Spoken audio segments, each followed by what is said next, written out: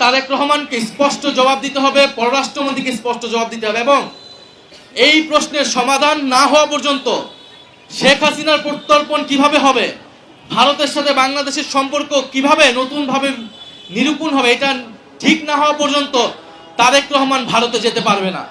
শরীফ ওসমান হাদি আমাদেরকে একটা আইডিয়া দিয়ে গিয়েছে, তার চিন্তাটা দিয়ে গেছে। সেই চিন্তার পক্ষে থাকতে পারেন, বিপক্ষে থাকতে পারেন, কিন্তু শরীফ ওসমান হাদি এই বাংলাদেশের মাটিতে যুগ যুগ বেঁচে থাকবেন তার চিন্তার মাধ্যমে, তার যে ভিশন সেটার মাধ্যমে।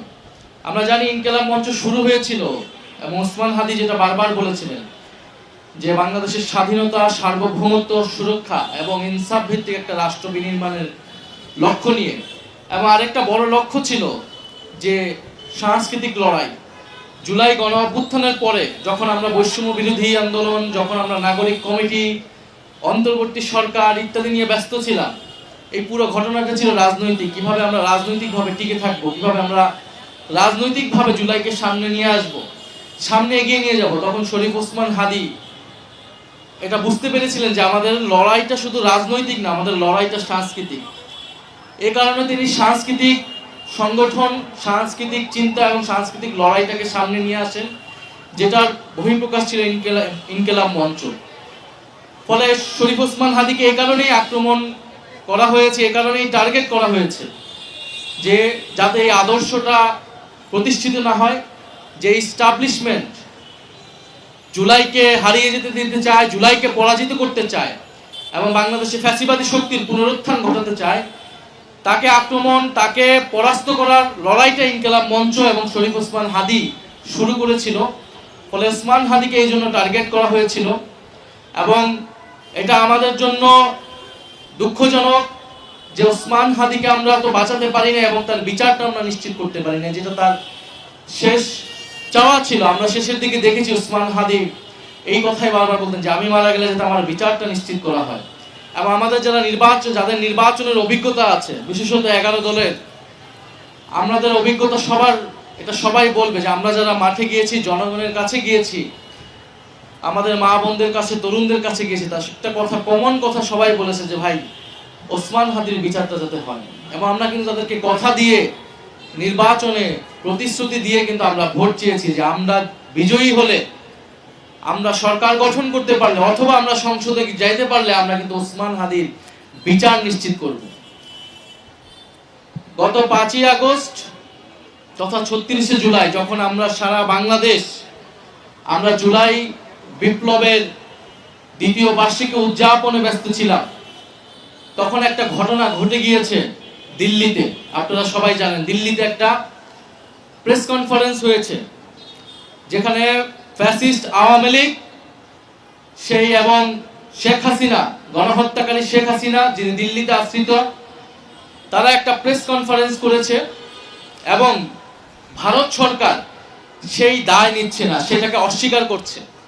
চিন্তা করে দেখুন যে ঢাকায় একটা ধরুন যে ঢাকায় 7 সিস্টারের কোনো একটা স্বাধীনতাকামী সংগঠন ঢাকায় একটা প্রেস কনফারেন্স করলো এবং বাংলাদেশ সরকার বলল যে এটার দায় আমাদের না, আমরা জানি না এটা কিভাবে হয়েছে, আমরা এটাকে সমর্থন করি না। এটা কি কেউ বিশ্বাস করবে? পৃথিবীর কেউ এটা বিশ্বাস করবে? এটা বিশ্বাস করবে না।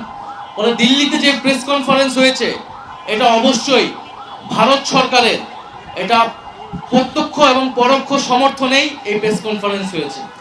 ফলে দিল্লি থেকে আওয়ামী লীগ যা কিছু বলছে, শেখ হাসিনা যা কিছু বলছে, এটা আমরা শেখ হাসিনার ভাষ্য হিসেবে নিলে এটা ভুল করা হবে। এটাকে নিতে হবে এটা দিল্লির ভাষ্য, এটা ভারতের ভাষ্য। ভারত এই বার্তাটা বাংলাদেশকে দিতে চাচ্ছে।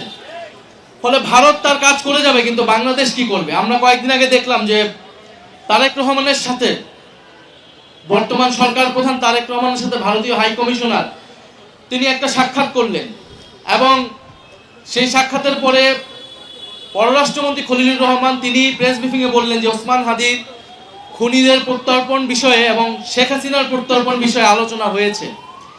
কিন্তু ভারতীয় হাই কমিশনার যখন প্রেস ব্রিফিং করলেন তার মুখ থেকে কিন্তু আমরা এরকম কিছু শুনলাম না। এবং আমরা বোধ করি যে সেই 5ই আগস্টের প্রেস কনফারেন্স নিয়ে সেখানে ভারতীয় হাই কমিশনের বার্তাটা কি, তাদের বক্তব্য কি, এটা কিন্তু এখন পর্যন্ত আসেনি।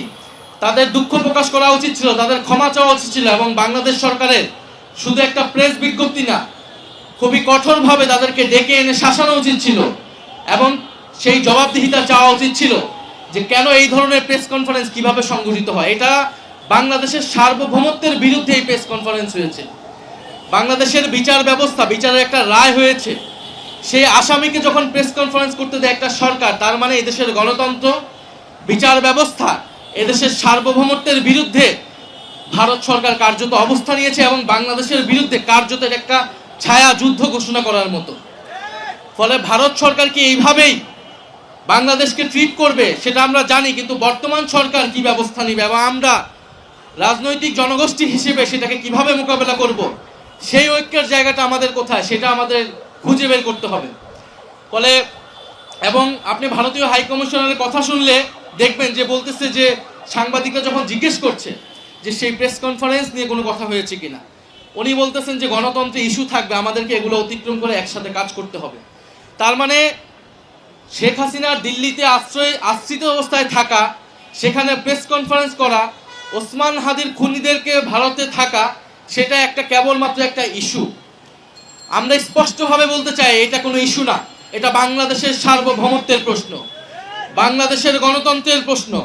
ফলে যদি বন্ধুত্বের কথা বলতে হয়, ভারত যদি বন্ধুত্বের কথা বলতে আসে, তাহলে শেখ হাসিনাকে এবং ওসমান হাদির খুনিদেরকে ফেরত পাঠিয়ে সীমান্তে হত্যাকাণ্ডের মীমাংসা করে বাংলাদেশের নদীর পানি ন্যায্য হিস্সা নিশ্চিত করে তারপরে বন্ধুত্বের কথা বলতে হবে। ফলে আমরা বলবো বাংলাদেশ সরকারকেও এই বিষয়ে সুস্পষ্ট বার্তা দিতে হবে যে এটা কোনো গণতন্ত্রের কোনো ইস্যু না, এটা বাংলাদেশের সার্বভৌমত্বের প্রশ্ন। 5ই আগস্টের যে প্রেস কনফারেন্স, সেটা নিয়ে তারেক রহমানকে স্পষ্ট জবাব দিতে হবে, পররাষ্ট্রমন্ত্রীকে স্পষ্ট জবাব দিতে হবে এবং এই প্রশ্নের সমাধান না হওয়া পর্যন্ত শেখ হাসিনার প্রত্যর্পণ কিভাবে হবে, ভারতের সাথে বাংলাদেশের সম্পর্ক কিভাবে নতুনভাবে নিরূপণ হবে, এটা ঠিক না হওয়া পর্যন্ত তারেক রহমান ভারতে যেতে পারবে না। তারেক রহমান ভারতে সফর করা একেবারেই অনুচিত হবে, বাংলাদেশের জনগণ এটা কোনোভাবেই মেনে নেবে না। ফলে আমরা আশা করব যে বাংলাদেশের জনগণের প্রতি আস্থা রাখুক, আমরা এই প্রশ্নে সকল দল ঐক্যবদ্ধ থাকব। আমি আবারও স্মরণ করছি ওসমান হাদিকে এবং ইনকিলাব মঞ্চকে আমি শুভেচ্ছা জানাচ্ছি। আমরা আমাদের জায়গা থেকে যথাযথভাবে ইনকিলাব মঞ্চের পাশে থাকব। বাংলাদেশের জনগণের প্রতি আহ্বান জানাই ইনকিলাব মঞ্চকে সহযোগিতা করার জন্য, এবং জুলাই গণ অভ্যুত্থান দ্বারা অনুপ্রাণিত যে সকল সংগঠন গড়ে উঠেছে, বিশেষত সাংস্কৃতিক সামাজিক, তাদের আমাদেরকে সবাইকে সম্মিলিতভাবে বাঁচিয়ে রাখতে হবে। ইনকিলাব মঞ্চকে আবারও শুভেচ্ছা, ধন্যবাদ সবাইকে, আসসালামু আলাইকুম।